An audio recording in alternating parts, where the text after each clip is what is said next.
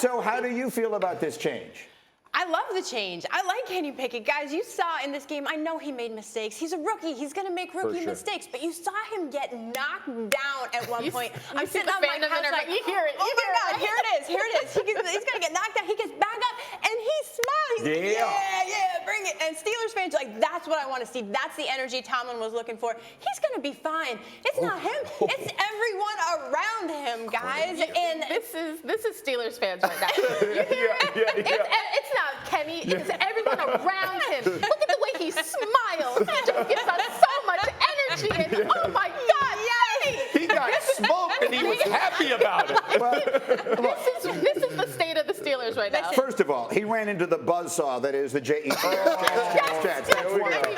Second thing, all kidding aside, the names on the backs of the jerseys in Pittsburgh should not be this bad. Agreed. No offense with Najee Harris and the receivers that they have and the tight end, the Freiermuth that they have. And why are they this bad? Is this offensive line the worst in the history of the sport? How are they this bad? They are bad. Listen, this is a bad group. But here's the problem for the Steelers. They haven't committed to offensive linemen really since 2012. DeCastro was the last first-round pick that they brought in. So since 2013, there's been 112 O-line taken the first and second rounds. Steelers, 0. At some point, you have to invest in what matters. And I know I got to teach Fox this morning what matters. Offensive line play matters.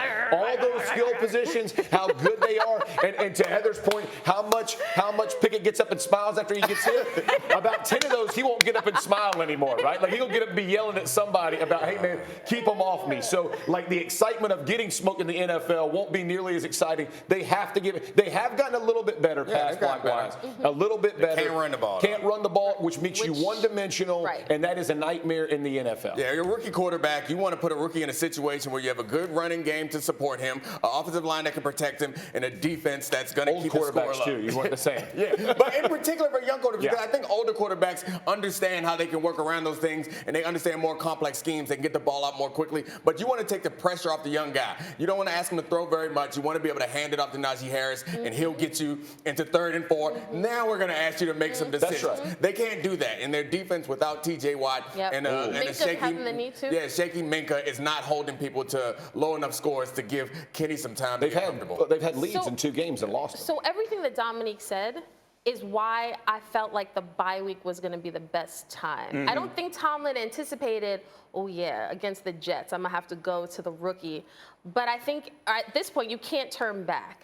But it's not the best situation for Kenny Pickett. Obviously, local kid, you want Heather, you want him to thrive. This is not a situation where a quarterback can thrive, but what I can say, I actually like Kenny Pickett. Just watch it. He has it. Yes. I don't know if he will have it all season, might get that but it he knocked out might get knocked out. Yeah. But he has the confidence, the swag. Talking about how he played in his first game, he's like, I don't care, we lost. Like, don't talk to me about this. He sounded like Tomlin. Yeah. Minus all the Tomlin. Behind that offensive line, he could get the it kicked out of him, but that's a whole other thing.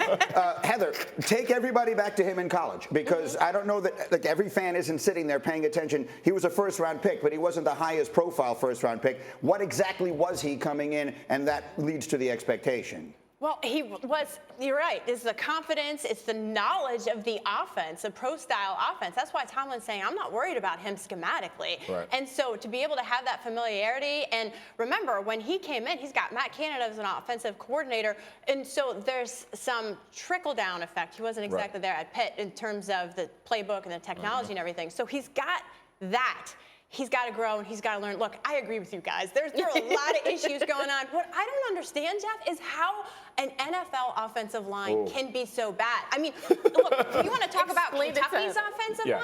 Okay, that's a different story. They've given up like 16 sacks, whatever, right? They're college kids. These are pro athletes. How does it get to this point? Them defensive linemen are different. I'm telling you that right now. Like them different dudes. Like you got one on every college team. They all of a sudden show up in the NFL. It gets real fast, real quick. So the speed of the game changes. But I think your point is a good one. Like, it's one thing to be a bad offensive line. It's another thing for it to be destroying what otherwise might be a decent NFL team. Again, though, think about the Steelers. If you think offensive, if you think Steelers, you think offensive line. For it to be this bad, this long, I completely agree. But when you don't commit resources to it, you're ultimately going to pay. Thank you for watching ESPN on YouTube. For live streaming sports and premium content, subscribe to ESPN+.